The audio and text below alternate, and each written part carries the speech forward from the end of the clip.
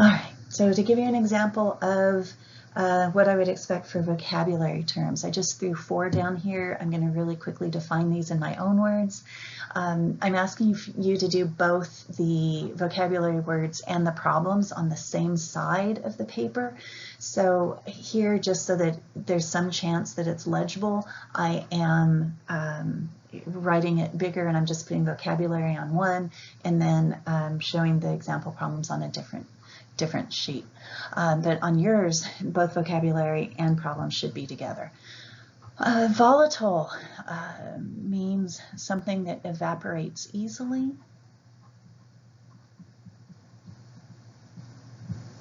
Fusion is the same thing as melting. It's just thermodynamics tends to use the word fusion instead of melting. Boiling point, this one is a little weird.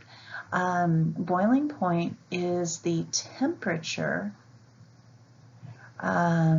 when the vapor pressure equals the ambient pressure. So the vapor pressure is exerted by your sample. The ambient pressure is the pressure being exerted by the atmosphere on the sample. And then normal boiling point is the temperature when the vapor pressure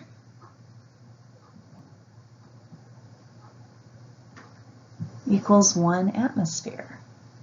So the deal with normal boiling point versus boiling point in general is that we're specifying the pressure. We're saying that the pressure has to be 1 atmosphere. All right, next up. I just hot skipped and jumped through the lecture notes to pull some example problems. These span a wide range of stuff. The bottom portion towards the left in the middle is looking at intermolecular forces.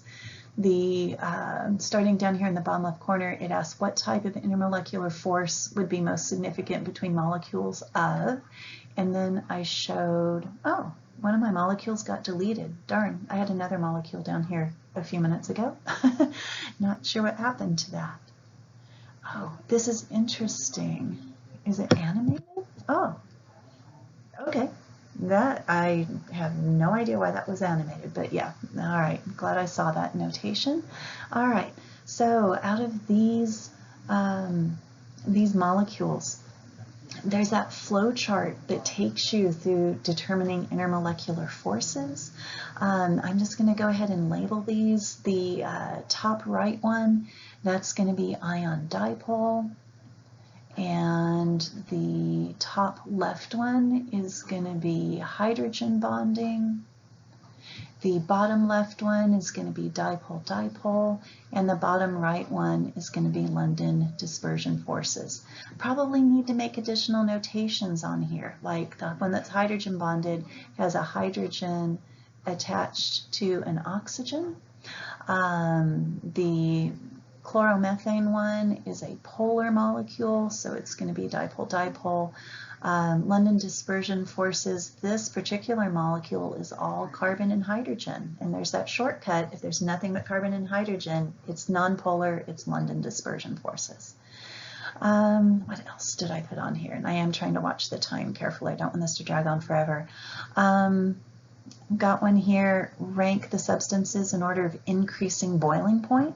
We saw the connection between intermolecular forces and boiling point, that stronger intermolecular forces have higher boiling points, they have higher melting points, they have higher viscosity, and they have lower vapor pressure. Vapor pressure is the one that goes oppositely. So let's take a look at what these intermolecular forces are. And I even was evil and threw in ionic bonding to this one, which is way stronger than our other intermolecular forces. So that's going to be our highest. H2 and Ne are both London dispersion forces. HF is hydrogen bonding, and CO is dipole-dipole. So if we're going to rank these in order from lowest to highest, The lowest will be the London dispersion forces. Hydrogen will be lower than neon because it's a smaller thing. It has fewer electrons. Fewer electrons mean weaker London dispersion. Then it's going to be followed by the dipole-dipole, and then followed by hydrogen bonding. And last but not least, the highest boiling is going to be the ionic substance. For the question in the bottom right, at what temperature will water boil if its pressure is reduced to 200 torr? Well, we're looking at this vapor pressure curve. We're looking at water, which is the blue curve. We want to drop the pressure down to 200 torr and come out until we get to the blue curve, dropping down and reading that off the axis. We're closer to 60 than to 80, so I'd guesstimate that's going to be roughly 75 degrees. But the whole idea is we look for 200 torr, then we find the water curve and we read what temperature that is. Up top with the enthalpy change question, you would want to sketch your, let's see, it's cooling. You'd want to sketch your cooling curve. You can sketch the whole cooling curve for water, or you can sketch just what you need here. That's what I'm going to do. We're going to start at 50 degrees. We're going to drop down until it hits 0 degrees C when it will freeze, and then the temperature will stay constant. Once it's all frozen, then the temperature will drop even more. So that plateau happens at 0, and we're going to end at -30.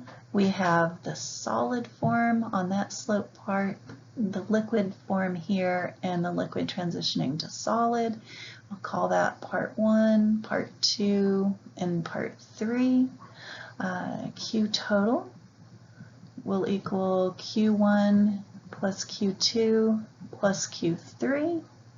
Anyway, y'all are hopefully getting the idea here. We want to state the problem. We want to fully work out the problem, add any annotations that will help you weeks down the road when you're preparing for the final exam.